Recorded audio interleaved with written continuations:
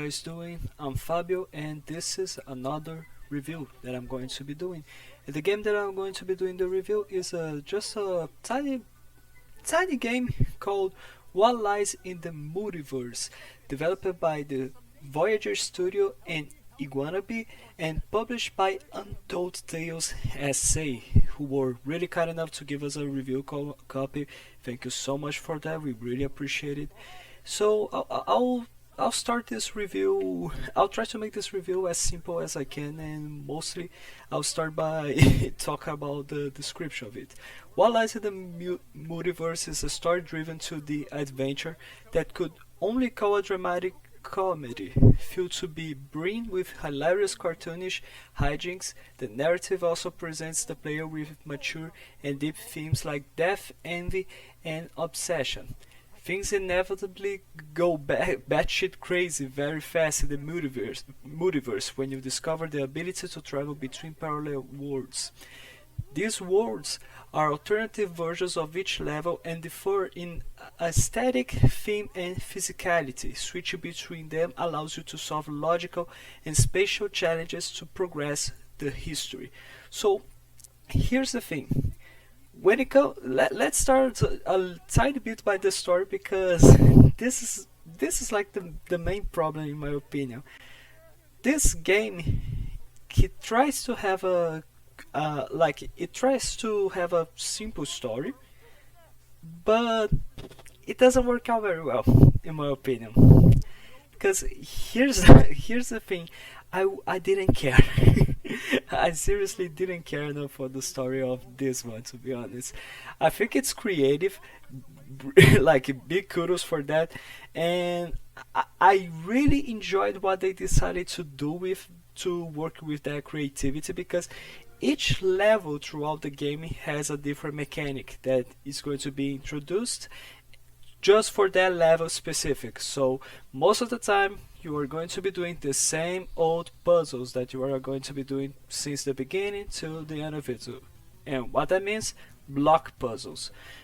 Get a brick or a rock, put it there or put it the other side, and then solve the puzzle, jump, slowly walk to one side and another. But wait a second, why am I talking about this? Those are gameplay elements. Jesus fucking Christ.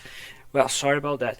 In terms of the story, I seriously didn't care much, only because what can I say? Like it tries to have a simple and funny approach, but then it decides to go with a really deep and more serious approach at the end of it, and it just doesn't make sense. Like not necessarily that it's not that it doesn't make sense, it didn't grab me. It didn't have my interest. I really enjoyed the fact that they decided to put some humor in the game, but sadly the game ends up not having the necessary nuance for it to be funny. Because yeah, I know this is an indie game overall, of course, but and they are going to have some lack of resources. Not the talent, because they are very talented. They have a lot of creativity. They managed to put that gameplay mechanics very well, really well done. Beautiful, beautiful graphics in my opinion with the pixel art. Quite simple, but still beautiful. Creative environments. Some touches with the music were really well put, but they do have the lack of something for the dialogues to be more funny. I see why they decided to go there, but it just didn't work out for me, sadly. So, oh my god, this is getting so. This is not organized at all. Well, I don't care. I'm just going. I'm just talking as I go. So, going to the mechanics, as I mentioned, you end up going. This is a 2D puzzle game. So you end up going from the left to the right, from the right to the left, doing puzzles by jumping, by putting blocks in a side, putting blocks to the other side, and then a contraption, or going to a lever, or collecting a key, and yada yada yada, hence and repeat. Like, I think this is interesting.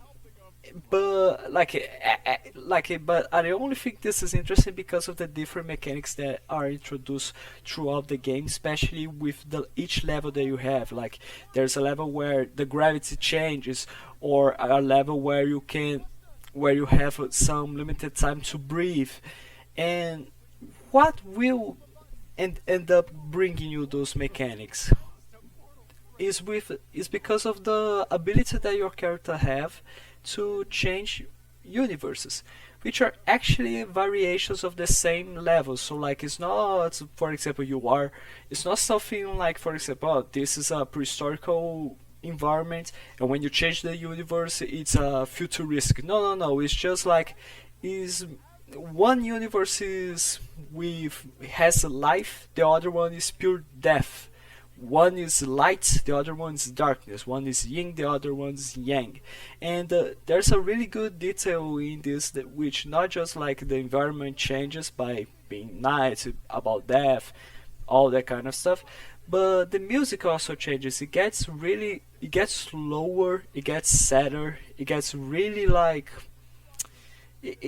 you can say like it does give you a more scary vibe. It's not scary at all, but it does give you that feeling. And one thing that I really enjoyed by this is not necessarily the just the mechanics that are added when you change the from universe to universe by pressing the left or right trigger of your Xbox controller.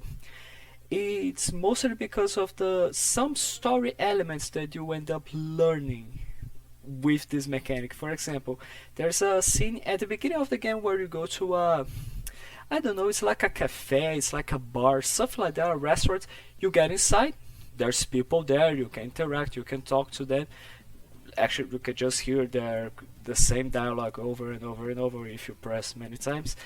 But when you change from the universe and go to the dead zone, let's put it like that, the dead zone, you see all of those people dead. Like you see blood, you see their corpses, and you wonder what happened, what's going on. And throughout in this environment, as you like just not necessarily explore, like you just go to the right and you find a notebook or something like that, a little book that with notes in it, where you understand what happened, that they killed themselves because there was no other way and they went crazy because of something. And when you get out of the cafe, the restaurant, whatever it was, you see that the doors are all blocked, as if something or someone was trying to barge in, and they decided to block so they could protect themselves. So I found that that really interesting, and I found it way more interesting than the main story. So yeah, overall, I know this was really really badly organized. I'm just making up the review as I go, as have the thoughts of remembering everything that I experienced. But overall, What Lies in the Multiverse is a cute, creative, fun little game. Yeah, it can be fun if you enjoy pixel art, if you enjoy simple puzzle mechanics, and if you don't care much by a good story, in my opinion. But if you do have any problems with the slow pacing of the movement, yeah, this is going to not be a very good game for you. But yeah, I really enjoyed that one. I think it was quite interesting. I give big kudos to the developers because I really loved the the idea that they had. Multiverse, add some humor. It kind of made me think, okay, were these guys inspired by Rick and Morty or something like that? Like I really had that impression, and I think that's what they wanted to go, but not with the adult part of it. But yeah, Wallace in the Multiverse, I think it's okay. Not necessarily the best game in the world, but not necessarily the worst game in the world. So yeah, I will give it a shot.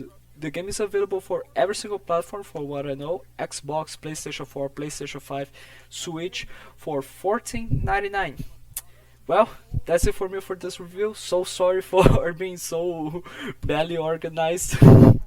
And I hope you have a great day, a great afternoon, a great night. Have a great rest of your day. Bye bye everyone. See you guys later.